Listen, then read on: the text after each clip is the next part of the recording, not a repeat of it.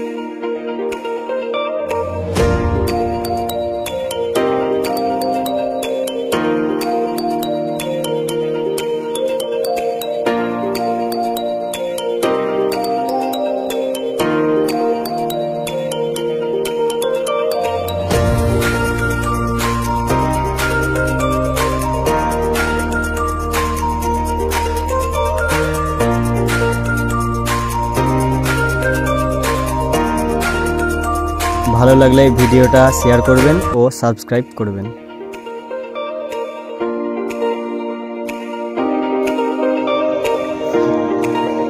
একটু তালি, একটু হাততালি।